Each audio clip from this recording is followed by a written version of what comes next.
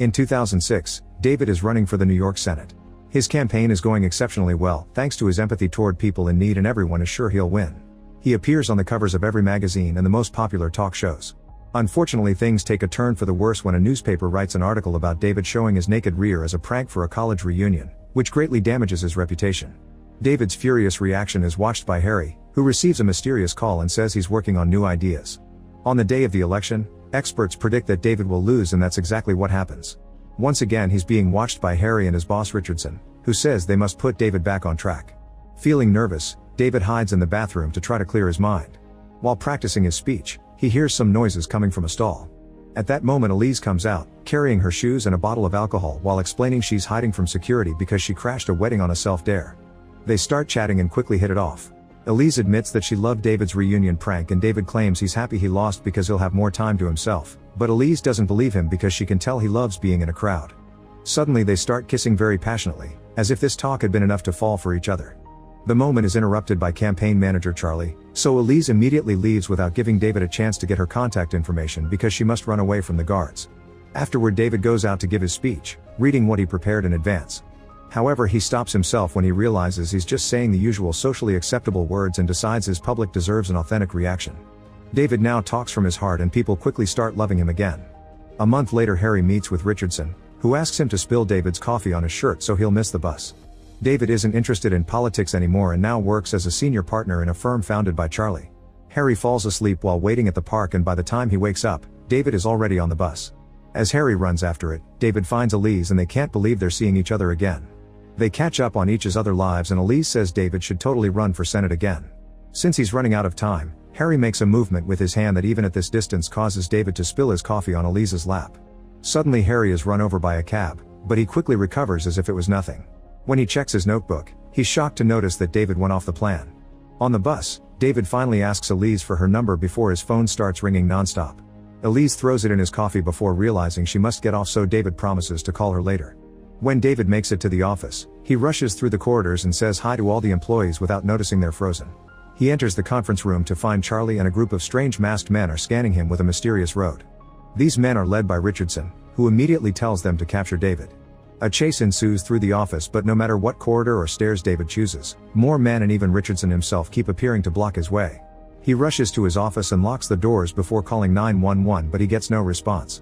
Then the strange men somehow open the locked doors and tackle David, holding him down on the floor while Harry puts him to sleep with chloroform.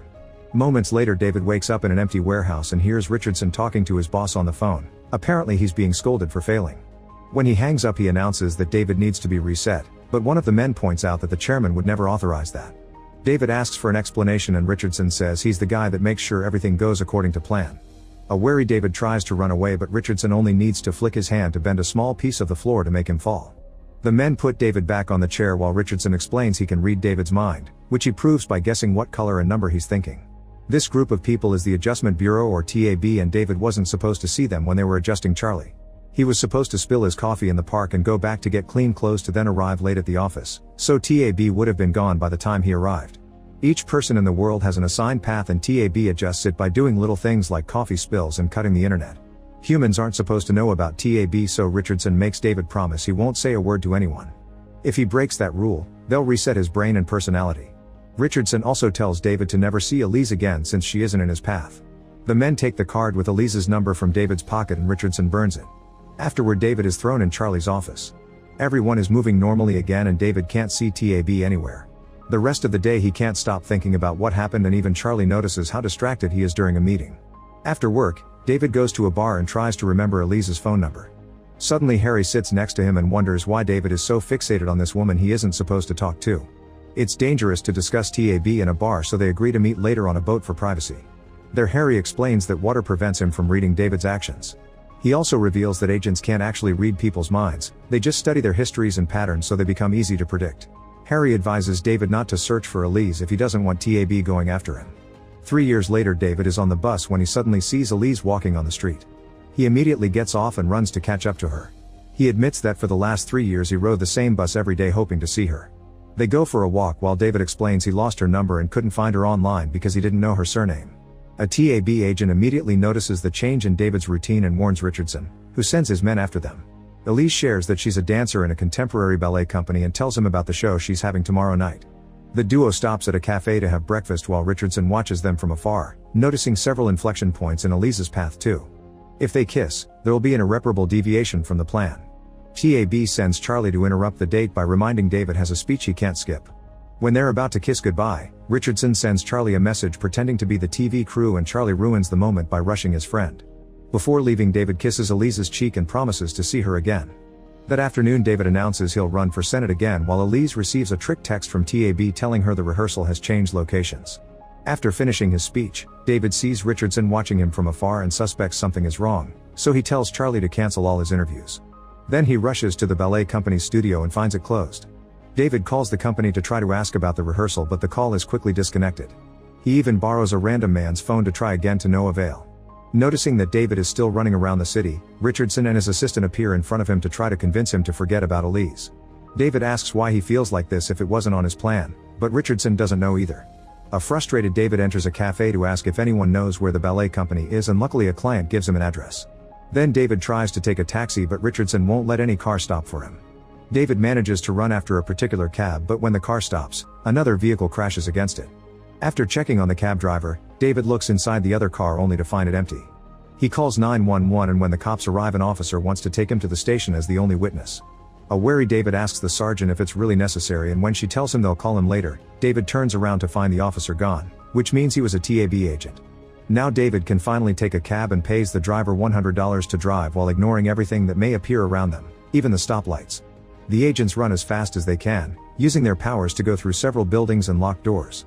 However, when they make it to the studio, it's too late. David has already seen Elise.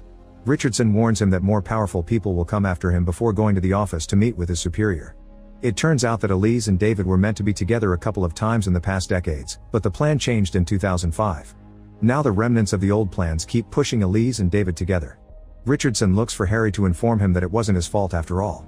That night, Elise and David have a lot of fun together, racing on the streets, dancing at the club, and sharing stories from their childhoods. The couple then shares a kiss and goes home to get dirty. After they fall asleep, they're watched by Agent Thompson. The next morning, Elise receives several calls from his ex, who she hadn't talked to in a long time. She reveals she was engaged to the guy but broke up with him because she kept thinking about David. In return, David confesses that being with her is the first time he felt like himself. Since David is worried that the agents may take her away, he invites Elise to the TV station so she can watch him do his interview. When the show's done, an agent pretending to be part of the crew tells her that David will be there for hours and will call her when he's done. After she leaves, the guy pretends to guide David to his next show, only to push him into a warehouse and lock him up. Moments later, Thompson shows up and David asks him what happened to free will. Thompson explains that TAB took humanity from cavemen to the height of the Roman Empire, but then they stepped back to see how humans would do on their own. This brought the Dark Ages for 5 centuries, so TAB came back and brought the Renaissance, Enlightenment, and Scientific Revolution. In 1910 they left again, but in just 50 years humanity brought 2 world wars, the Depression, fascism, the Holocaust, and the missile crisis. TAB decided to never give humanity free will again.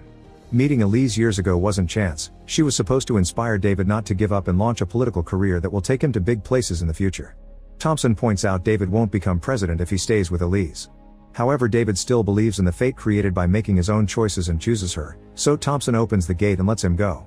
David immediately rushes to the theater to watch Elise's show, and Thompson appears next to him again to explain that Elise can become the most famous dancer in the world, but if she stays with him she'll only teach dancing to kids. Thompson says the choice is David's, but on his way out he nods and makes Elise fall in the middle of her performance. Afterward, David takes a wounded Elise to the hospital.